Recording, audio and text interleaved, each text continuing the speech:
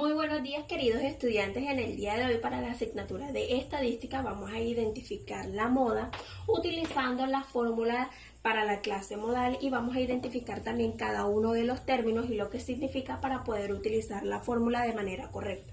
Entonces me dice que la moda es la marca de clase modal que se encuentra en la clase de mayor frecuencia. Entonces tenemos que L sub i va a ser el límite inferior de la clase modal, F sub i es la frecuencia absoluta de la clase modal, F sub i menos 1 es la frecuencia absoluta anterior a la clase modal, F sub i más 1 es la frecuencia absoluta siguiente a la clase modal y A sub i es igual a la amplitud de la clase. Entonces vamos a identificar a través de un ejemplo cada uno de los términos y los valores que toma en la fórmula aplicando esta misma para así poder hallar la moda.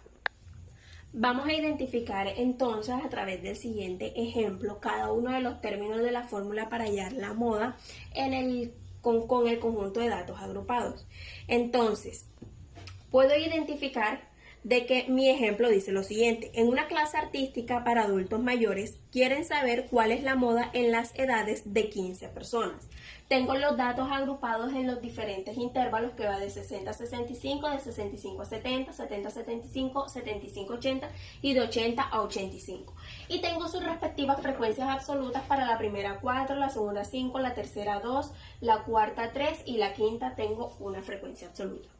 Primero que todo vamos a identificar la clase modal. Como podemos identificar también y recordar un poco acerca de la moda, sabemos de que este es el dato que mayor se repite. Entonces la clase modal va a ser esa clase o ese intervalo que contiene la mayor frecuencia absoluta. Y puedo entonces observar de que mi mayor frecuencia absoluta es el número 5. Entonces la clase modal pues va a ser el intervalo que va de 65 a 70. Entonces lo denotamos como la clase modal. Entonces, vamos a denotar cada uno de los términos que compone mi fórmula y empezamos con L sub i. Ya sabemos que L sub i es el límite inferior de la clase modal. Como ya tengo identificada la clase modal, entonces mi intervalo está compuesto por un límite inferior y un límite superior. Entonces el límite inferior de mi clase modal va a ser ¿cuánto? 65.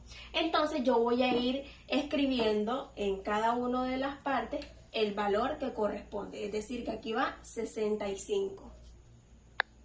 Continuamos con F sub i, que me dice que es la frecuencia absoluta de la clase modal. Como ya tengo identificada cuál es mi clase modal, entonces ¿cuál es la frecuencia absoluta de esa clase modal? 5. Entonces en todas las que está F sub i, pues yo voy a reemplazarlo por 5.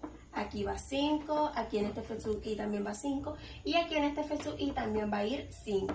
Continúo entonces con F sub i menos 1, que sería la frecuencia absoluta anterior a la clase modal.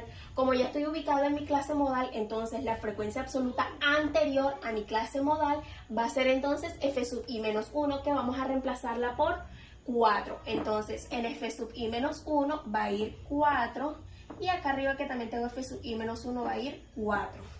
Y así mismo como sabemos que F sub i menos 1 es la clase anterior, entonces F sub i más 1 va a ser la clase siguiente. Es decir, que la vamos a reemplazar por ¿cuánto?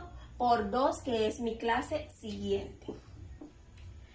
Y aquí A sub i va a ser la amplitud de cada uno de los intervalos. Puedo identificar de que mi intervalo va de 60 a 65, de 65 a 70. Es decir, que cada uno de los intervalos tiene una amplitud de 5. Entonces, mi A sub i va a ser de 5.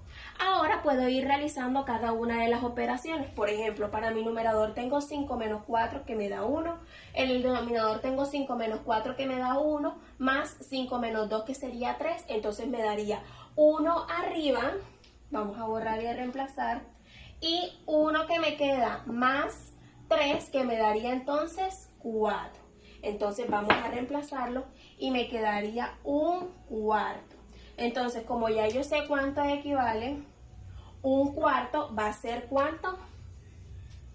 65 más un cuarto que estoy realizando la fracción, que sería 0,25 por 5, que va a ser ¿cuánto? Mi amplitud.